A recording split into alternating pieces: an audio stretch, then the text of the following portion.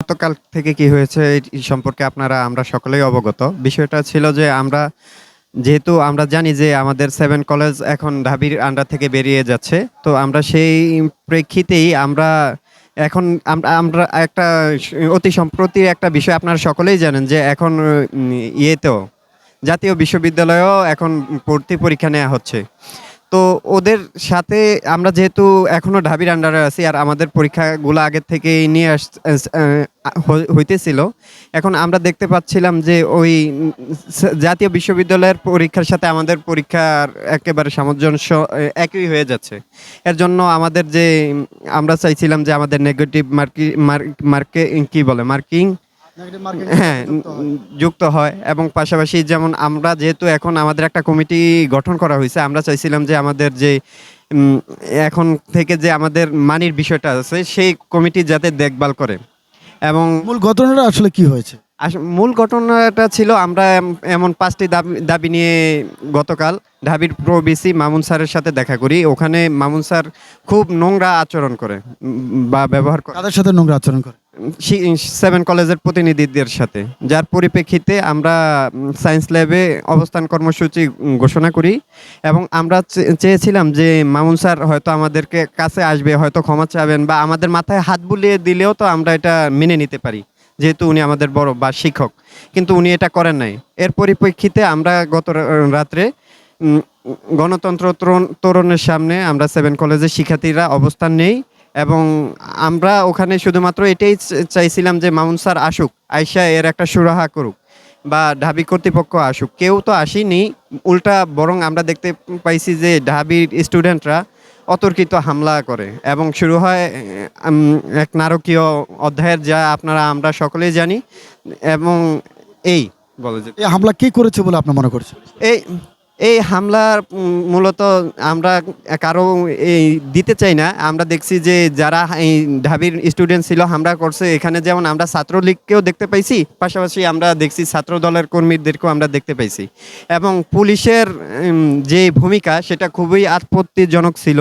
যেমন তারা ওই সময় একসময় ছাত্রলীগকে প্রোটেক্ট করত, এখন সেই প্রোটেক্টটা আমরা দেখছি কালকে ঢাবিকে করছে বা যে আমাদের উপরে টিয়ার শেল নিক্ষেপ, রাবার বুলেট নিক্ষেপ, আবার সাউন্ড গ্রেনেড নিক্ষেপ, প্রত্যেকটাই আমাদের 7 কলেজ কেন্দ্রিক হয়েছে।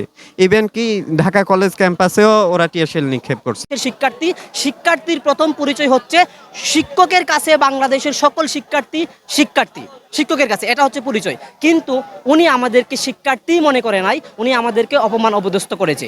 সেই জায়গা থেকে আমাদের ছাত্র ভাইয়েরা গতকালকে যে তারা হচ্ছে আন্দোলন করেছিল একদম শান্তিপূর্ণভাবে, তারা যে হচ্ছে অবরোধ বা আন্দোলন করেছিল, সেই জায়গায় ঢাবির শিক্ষার্থীরা তারা তাদের যে মানে সন্ত্রাসী কার্যক্রম চালিয়ে আমাদের 7 কলেজে, আমাদের ঢাকা কলেজের শিক্ষার্থী ভাইদের উপরে তারা হচ্ছে হামলা চালিয়েছে। সেই হামলার আমরা তীব্র নিন্দা ও প্রতিবাদ জানাচ্ছি। আপনি আর কোনো প্রশ্ন করবেন?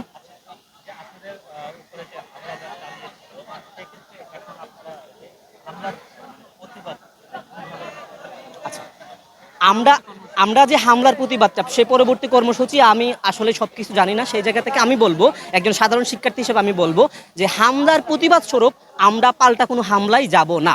আমরা শান্তিপূর্ণভাবে, যে স্যার আমাদেরকে অপমান অপদস্থ করেছে, আমাদের 7 কলেজ নিয়ে প্রশ্নবিদ্ধ করেছে, সেই স্যারকে পদত্যাগ করতে হবে এবং এটার জন্য আমি যতটুকু জানি ওনাকে 4 ঘন্টার সময় ধরে দেওয়া হয়েছে। সেই সময়ের মধ্যে তাকে পদত্যাগ করতে হবে। দ্বিতীয়ত হচ্ছে 7 কলেজের যে হচ্ছে শিক্ষক রয়েছে, প্রধানরা রয়েছে, যে প্রশাসন রয়েছে, তাদেরকে নিয়ে ঢাকা বিশ্ববিদ্যালয় প্রশাসন বসতে হবে। বসে আমরা আর কোনো বিলম্ব চাই না, এই 7 কলেজ নিয়ে অতি দ্রুত এটার একটা সমাধান এবং একটা ফাইসালা আমরা চাই। ওটার পরে আপনাদের যে সংঘর্ষটা হলো, এরপরে আমরা দেখতে পেলাম সমন্বয়ক হাসনাত আবদুল্লাহ আপনাদের এই জায়গায় আসলো, ওনার গায়ে টিয়ার সেল ছুটলো। আসলে উনি কার পক্ষ হয়ে আসছে এবং কি কারণে আসছে এটা?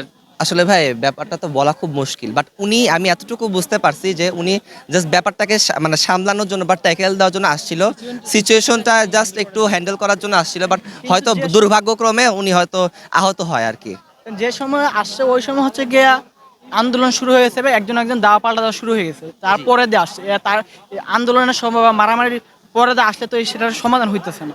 আসছে তার উনি যে সময় আসছে ম্যাক্সিমাম হচ্ছে কি আন্দোলন মারামারি দেওয়া পাল্টা দেওয়া হয়ে গেছে। তারপরে আসে পুলিশ আমাদেরকে টিয়ার গ্যাস নিক্ষেপ করছে, তারপরে আসার উনি সমাধান করার চেষ্টা করছে। এর দেখতে পাচ্ছি যে ডাবি থেকেও তাদেরকে হচ্ছে বুয়া বুয়া অনেকে স্লোগান দিছে। উনি ডাবি প্রতিনিধিত্ব করে আসে, ডাবিদেরকে সরা নেওয়ার জন্য আসে, বাট হচ্ছে গিয়ে এটা আলটিমেটলি সাকসেস হয় না।